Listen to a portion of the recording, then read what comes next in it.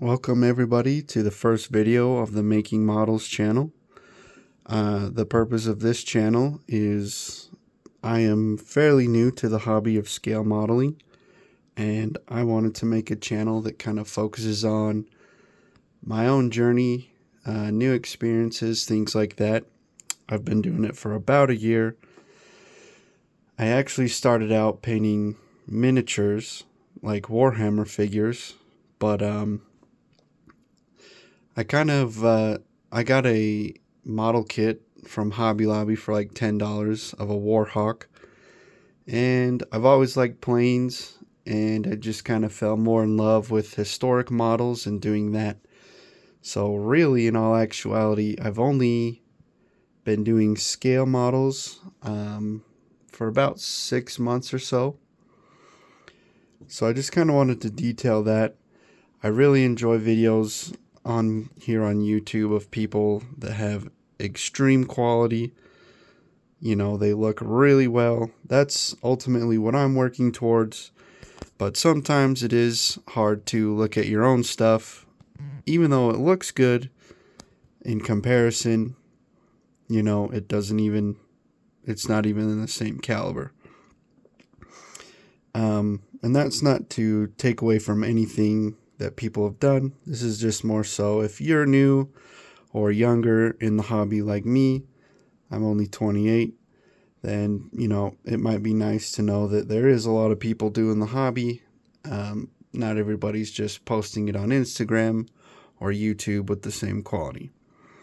So in this video, we'll kind of go through my initial setup, maybe a couple of things I've done in the past, just so you can kind of see.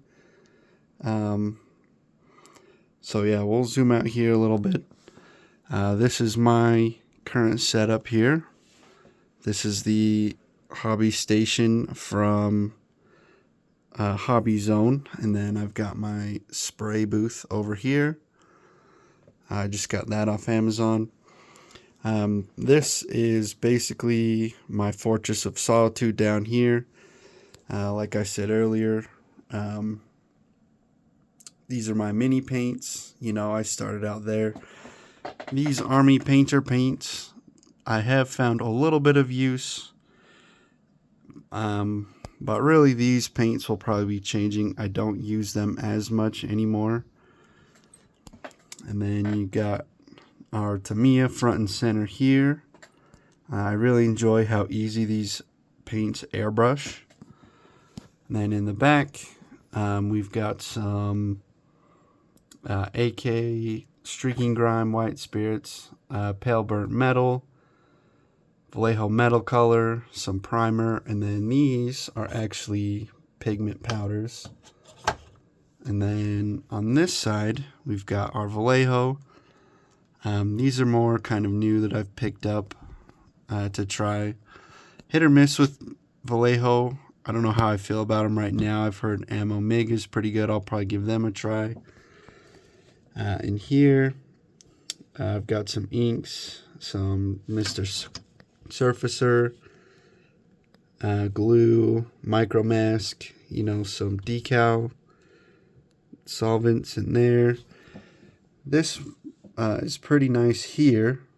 I'll just put my kits in it at night so they don't get damaged. This is my current kit I'm working on. It's the Tamiya kit. It's the F4 Wildcat. This is a 1/48 scale. Take you through. This is a light, my light. I don't know how I feel about it. It works pretty good. Gets in my way a little bit. But it works for now. I've got some little testers paint stowed in there. I don't know, sometimes, you know, you experiment with new paints. Got some panel lighter, and then the old extra thin back there, a wet palette and some brushes. In these drawers, top drawer, kind of got my tools, you know, nippers, scribers, these kind of rubber tools. They're kind of nice for like gap filling and moving decals around, pin vise, that kind of stuff.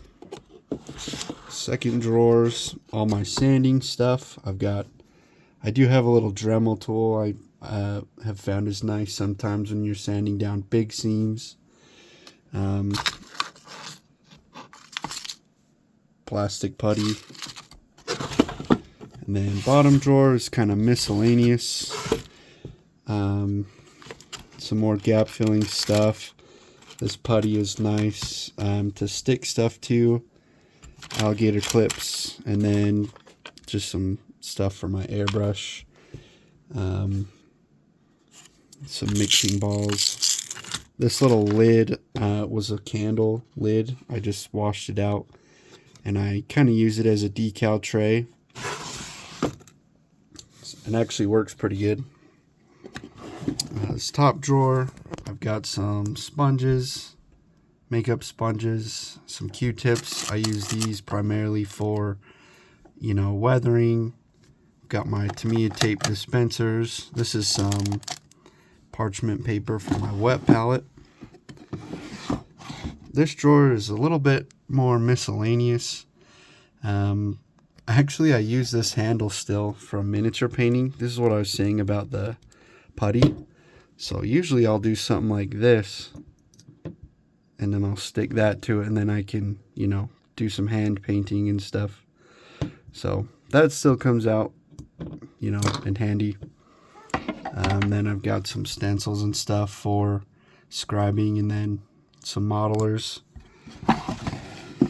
These drawers,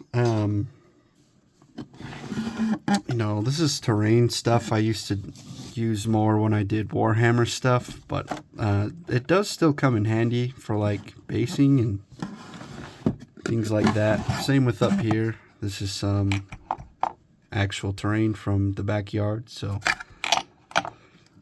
haven't used it too much lately. If you want to, you can move over. This is my airbrush station.